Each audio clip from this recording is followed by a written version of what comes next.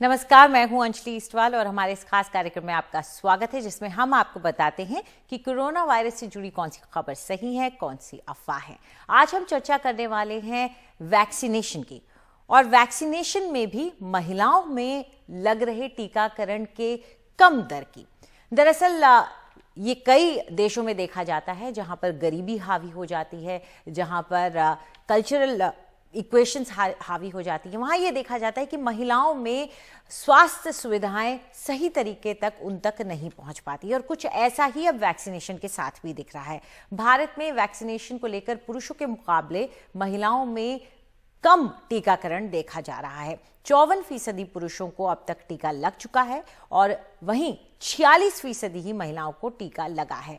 और ये हम जो आंकड़े आपको दे रहे हैं ये कोविन ऐप के से लिए गए हैं, और उसमें ही साफ नजर आता है कि महिलाओं को टीका कम लग रहा है।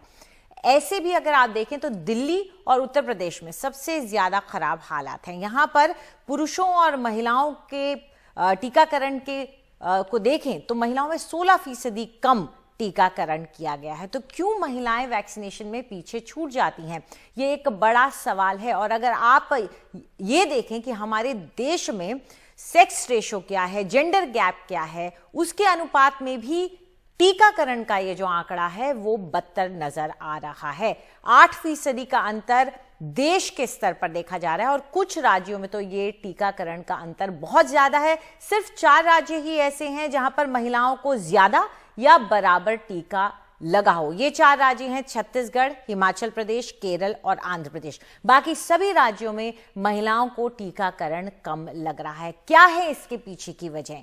क्यों महिलाओं तक स्वास्थ्य सुविधाएं नहीं पहुंच पाती हैं, इस पर हम चर्चा करना चाह रहे हैं। हमारे साथ जुड़ गई हैं रंजना कुमारी, जो कि डायरेक्टर हैं सेंटर फॉर सोशल रिसर्च, और साथ में पूनम मुटरेजा भी जुड़ गई हैं, जो कि एग्जीक्यूटिव डायरेक्टर हैं पॉपुलेशन फाउंडेशन ऑफ इंडिया की। आप दोनों का बहुत बहुत शुक्रिया हमसे बात करने के लिए। पूनम जी, शुरुआत आपके साथ करना चाहेंगे, क्योंकि ये एक पब्लिक हेल्थ का मामला भी है। महिलाओं को जब आप पब्लिक हेल्थ के नजरिए से देखते हैं तो उनकी भागीदारी कम हो जाती है, और ये हम हेल्थ केयर में लगातार देखते आए हैं। काफी स्टडीज हैं, हम भी दिखा रहे हैं उसको। लेकिन टीकाकरण का ये अभियान तो इस तरीके से शुरू किया गया था कि सबको लगाया जाए, तो यहाँ क्यों महिलाएं पीछे छूट रही हैं?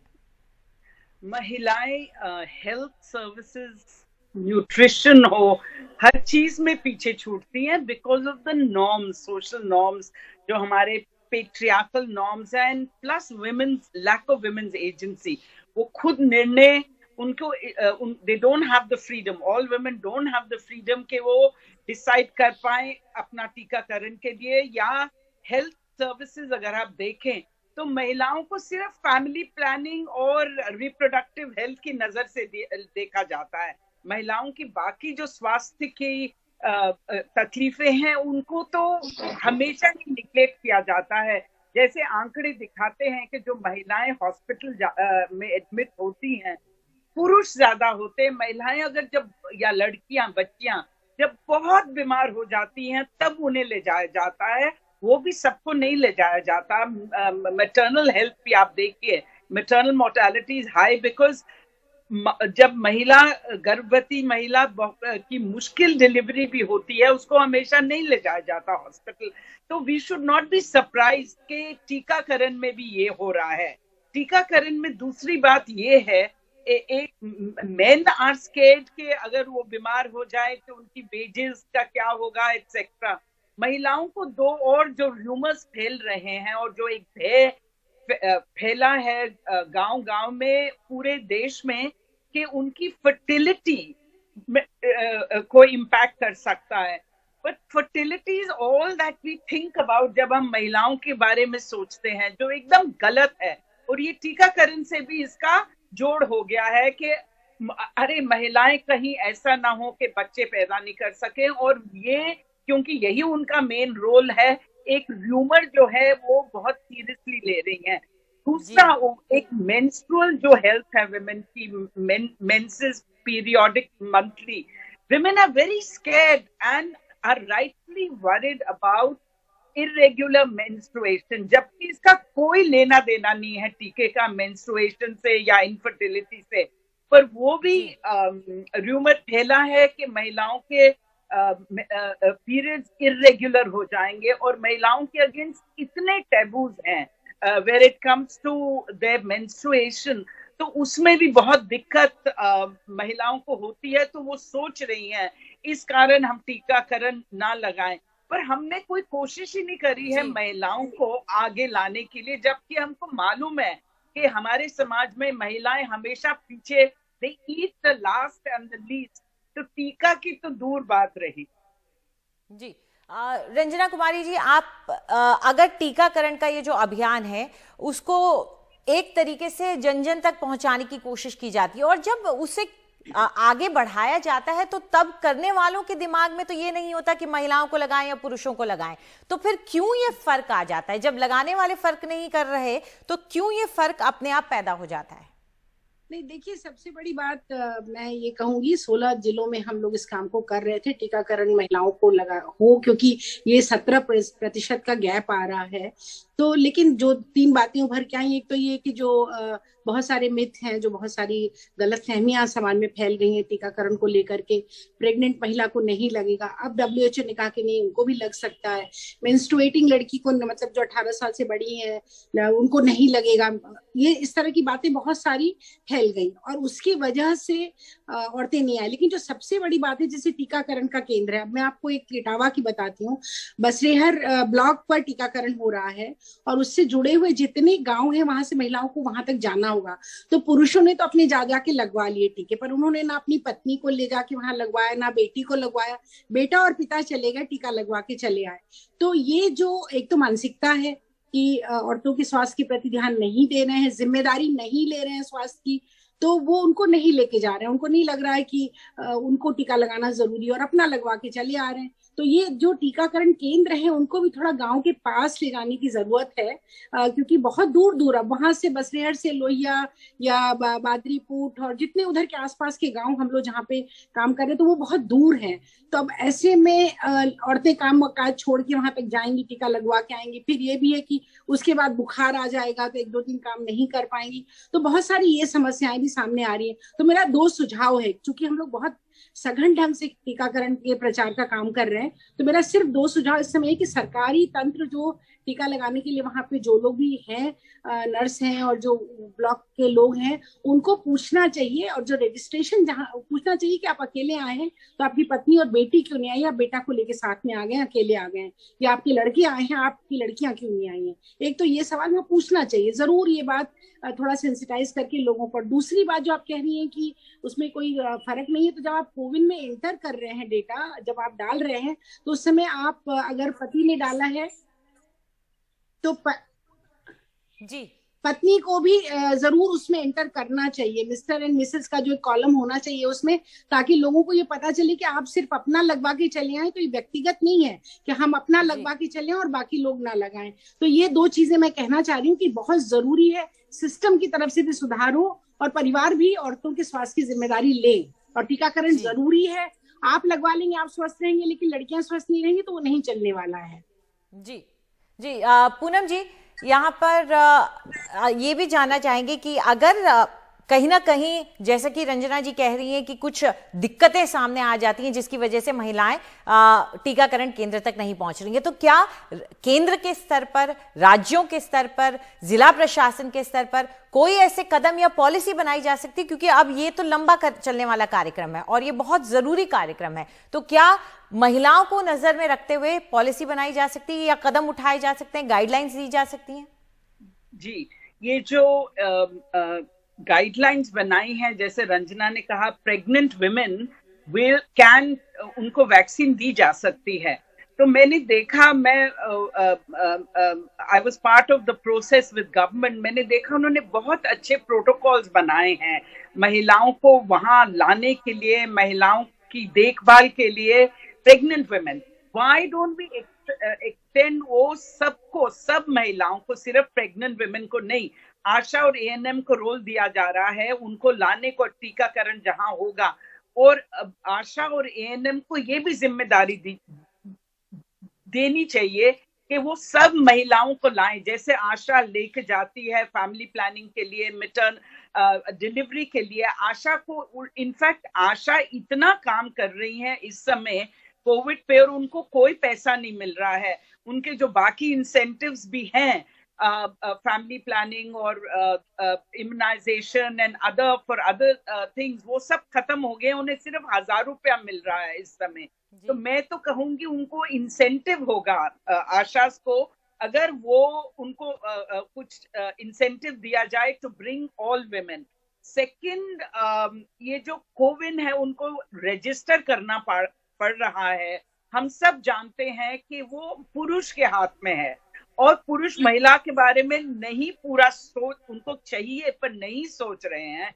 तो ये कोविन बहुत डिफिकल्ट है मोस्ट विमेन के लिए। उनके पास तो सेल फोन नहीं है, हमें मालूम है मेल फीमेल डिजिटल डिवाइड है।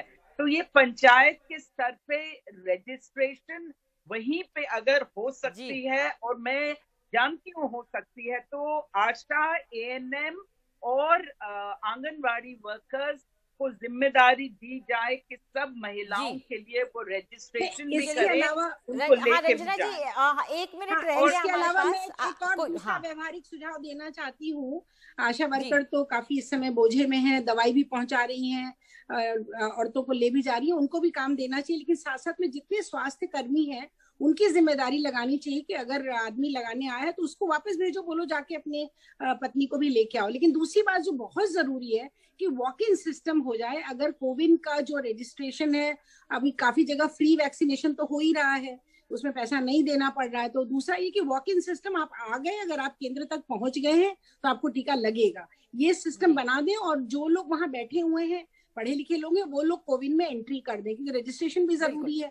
और रजिस्ट्रेशन, अगर कोई कहता है कि वो मैरिड है, जैसे और फॉर्म में आपको अपनी पत्नी का नाम या पति का नाम देना पड़ता है, वैसे यहाँ पर होना चाहिए। क्योंकि अगर आप नहीं मांगेंगे और नहीं इंसिस्ट करेंगे तो फिर वो लोग तो देखिए काम करने वालों को। दूसरी चीज ये भी है कि औरतें तो घरों में काम, दिल्ली में जो आप देख रही है ना गैप, वो इसलिए भी आ रहा है कि वो डोमेस्टिक वर्कर हैं, तो घर वाले लोग नहीं पूछ रहे हैं कि तुम टीका लगवा के आई हो कि नहीं।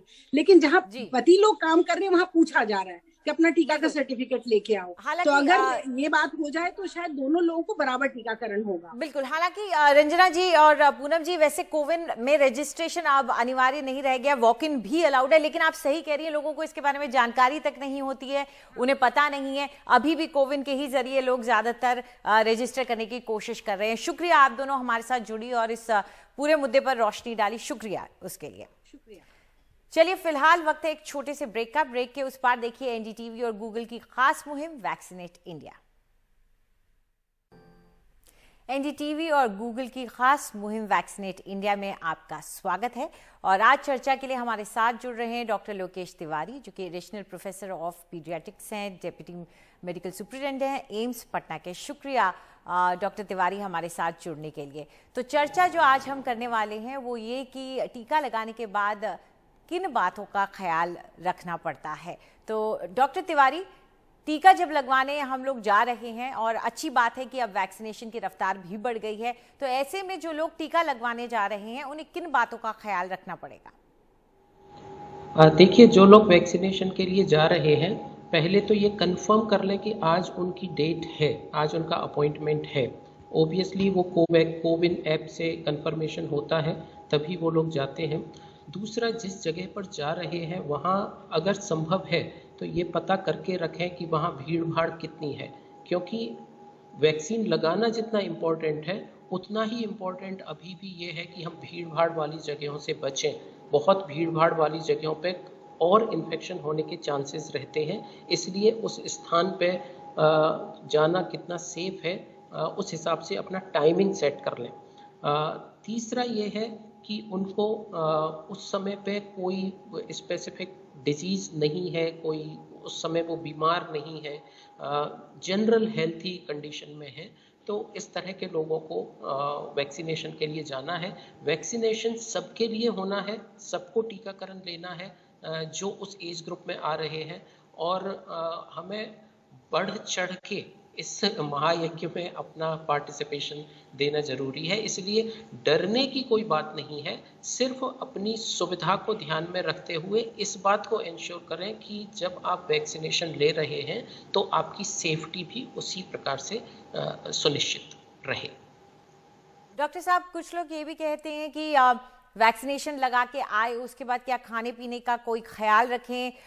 कई लोग ऐसे भी हैं जो इस तरह के सवाल भी पूछते हैं कि क्या हम शराब पी सकते हैं, क्या हम धूम्रपान कर सकते हैं, हर तरीके के सवाल आते हैं। आप क्या हिदायतें और सलाह देना चाहेंगे? देखिए, वैक्सीनेशन एक रूटीन प्रोसेस है, एक नॉर्मल प्रक्रिया है। ये बीमारी को ठीक करने का प्रोसेस नहीं है, बीमारी से बचाने का प्रोसेस है। इसलिए इस समय पे हमें सिर्फ इतना ही ध्यान देना है कि हम जा पाएँ, हम जनरल हेल्थ में हैं। इसके अलावा आपने नॉर्मली जैसे उस समय के हिसाब से आपने ब्रेकफास्ट किया हुआ है या खाना खाया हुआ है जिससे आप एनर्जेटिक रहें। ऐसा ज़रूरी नहीं है कि वैक्सीनेशन के लिए खाना खाना ज़रूरी है, लेकिन आप नॉर्मल अपनी यूजुअल सिचुएशन में रहें। स्मोकिंग से या शराब पीने से धूम्रपान का कोई रिलेशन नहीं है। इसलिए इन चीज़ों का कोई जो किसी भी दैनिक प्रक्रिया में इन चीज़ों का असर पड़ सकता है, वही बात वैक्सीनेशन के साथ भी लागू होती है। लेकिन साइंटिफिकली वैक्सीनेशन का इन चीज़ों से कोई रिलेशन नहीं है। इसलिए आप वैक्सीनेशन के लिए जाएं irrespective of all these things. ये सब मिथ्स हैं। जी, साइड इफेक्ट्स कहा जाता है हल्के होते हैं, लेकिन फिर भी कई लोग उन साइड इफेक्ट्स के बारे में सुन के डर जाते हैं। तो साइड इफेक्ट्स को लेकर क्या एहतियात बरतें? जी देखिए, वैक्सीनेशन के बाद कुछ लोगों को, हालांकि बहुत ही कम ऐसा नंबर है, लेकिन कुछ लोगों को बुखार आ सकता है, कुछ लोगों को छोटे छोटे रैशेज आ सकते हैं, कुछ लोगों को बहुत ही कम परसेंट में वैक्सीनेशन के बाद में कई बार सर दर्द होना या कोविड जैसे सिम्टम्स आना, ये भी संभव है। लेकिन ये सब बहुत ही कम लोगों में देखे गए हैं। प्लस इन चीज़ों की सीवियरिटी बहुत ही नगण्य है, इसलिए इनसे डरे नहीं। लेकिन यदि आपको सर दर्द है, यदि आपको बॉडी एक है, यदि आपको फीवर आता है, तो उसके लिए सिंपल जो उस समय पे डॉक्टर बताएंगे, सिंपल पैरासीटामोल लेने से ये सारी चीज़ें ठीक रहती हैं। बस उतना ही ख्याल रखना है। आने के बाद आप प्रॉपर रहिए, खाना खाइए, अपना आराम ठीक से कीजिए, हाइड्रेशन को मेंटेन रखिए, अपने न्यूट्रिशन को मेंटेन रखिए। It's just normal thing. Routine checkup के लिए कभी आप जा रहे हैं या कभी किसी डॉक्टर से मिलने जा रहे हैं, तो ये बस उसी तरह से है। जी बिल्कुल। शुक्रिया डॉक्टर साहब, आप हमारे साथ जुड़े। आपने बताया कि वैक्सीनेशन ज़रूरी है और वैक्सीनेशन के बाद अगर आप अपनी जो रोज की दिनचर्या है उसको कायम रखते हैं तो उसमें कोई दिक्कत नहीं आती है, चिंता की बात नहीं। अगर हल्का फुल्का बुखार आ जाता है तो जैसे डॉक्टर साहब ने कहा कि किसी डॉक्टर की राय ले लें और उसके हिसाब से दवाई ले लें, लेकिन वैक्सीनेशन जरूर करवाएं। तो फिलहाल हमारे इस कार्यक्रम में इतना ही। नमस्कार।